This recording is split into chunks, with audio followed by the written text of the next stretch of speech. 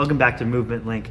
So today I'm going to talk to you about the Y balance test. This is something we love to do kind of right after we do a general warm-up, working in with clients and working into classes and kind of just as some prep and balance work, getting our ankles and our hips ready for running, ready for squatting, ready for kettlebell swings, box jumps, whatever we're getting ready for that day. And just a great thing that we can do. I like to program it in for maybe 2 to 4 plus weeks in a row with different variations. That way we have a little bit of time to adapt to it as we kind of move on. So let's talk about what the Y balance test is. Basically has 4 positions, and we have a couple of different approaches we can take to each position, give us a ton of variability and variance that we can do here. So really the Y balance test is just going to start by us balancing on one foot. Okay, I'm going to demo the first one, just staying upright, and we have another one where we can kind of lean into it a little bit more. So the first position is just going to be acting like we've got kind of a straight line that goes forwards and back, and a straight line that goes sideways. We're going to send our front foot out forward, keeping our foot as low to the ground as possible. And what I'm going to do is I'm going to stay as upright as possible as I just go to my lowest, best point. Give it a little bit of pause there. I like to focus on maybe 3, 1, 2, 3 breaths, and then come back up.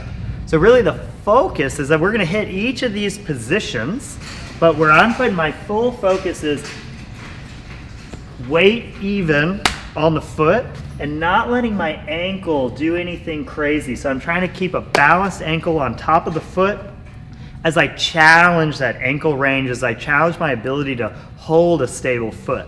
I'm also, you might have seen me adjust a little bit there in it, so I'm also checking in on, is my belly button drawn in?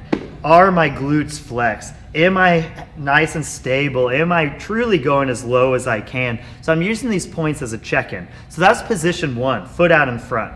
Position 2 is going to be foot behind me. So I'm going to stay as upright as possible. I'm going to go down. My foot is going to go on that same straight line back behind me. As soon as I go as deep as I can go there, I take my 3 breaths, then I stand back up. So that's position 2.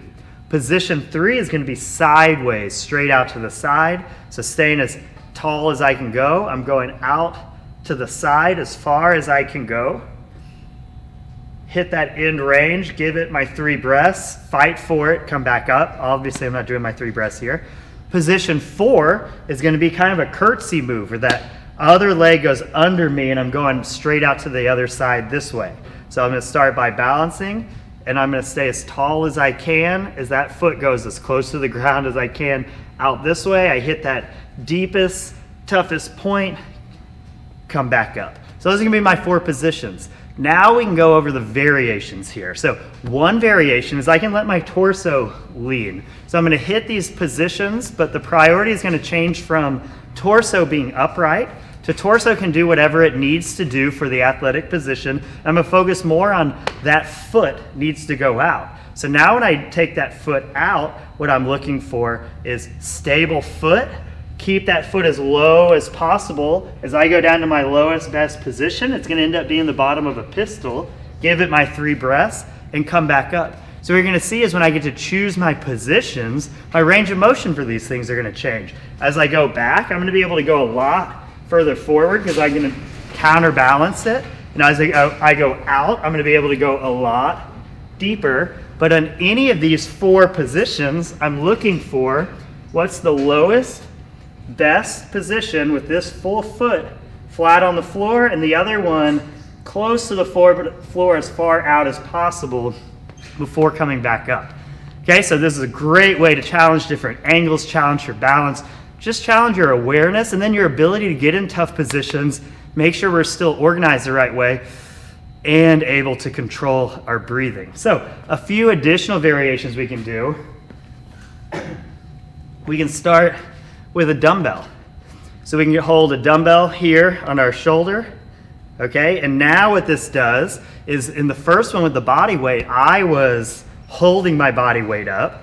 Now, you don't really have a choice. You have to, because if we dump over, that weight's gonna go. So now as I go here, Just trying to stay as perfect as possible. It's going to be feel a little bit more like being a little more upright. Of course, with the dumbbell, I've got some of the weight forward, so I'm able to still get a little bit of torso lean in as I go, but we can also go straight upright with the dumbbell and just go as low as we can perfectly for each of these things. We can also hold the dumbbell like a farmer carry hold, okay, as we go into these positions. We can also hold it overhead as we try and hit these different positions. We can also hold 2 dumbbells in all of these positions. Great different ways to do it. Another thing we like to do a lot in these warm-ups is we like to do one-legged deadlifts, but we love pairing those since we already have kettlebells out when we do a one-legged deadlifts. We love to pair it with bottom-up kettlebell presses because now we have this added layer of instability, and I really have to fight to create that stability on my own. So we can go bottom up. Should switch hands so I'm not demoing everything on that one side. We should go bottom up, and now this adds a whole new dynamic to everything I'm going, because now I'm also trying to create stability in the upper back and in the shoulder here and in the wrist.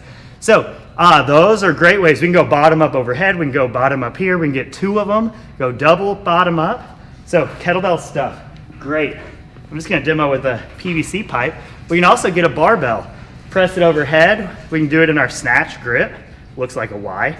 We can do it in a press grip. All of those are going to change the range of motion that we're going to be able to do in each of these positions.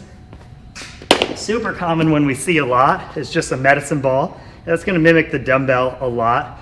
But the difference with the medicine ball is now you really have to stay upright because you really can't get pulled forward. So we got so many variations here that we can do. Such a great way to kind of go. But what I highly recommend is before you just jump in to doing these with all the different exercises, spend some time with it. It's okay to go on these big cycles where maybe you're doing it a couple times a week, or maybe you're just doing it once a week and you're progressing this forward as you go, starting with body weight, maybe just upright, then body weight, letting your body lean. Then let's pick some that'll probably go to the front rack with one thing as we go through it. Maybe we'll go double dumbbell, maybe we'll go dumbbell overhead, maybe we'll get the kettlebell out and flip it around. But now we've got weeks and weeks and weeks and weeks of progressions with the same exercise, but all challenging us in not completely different, but variations of the same way.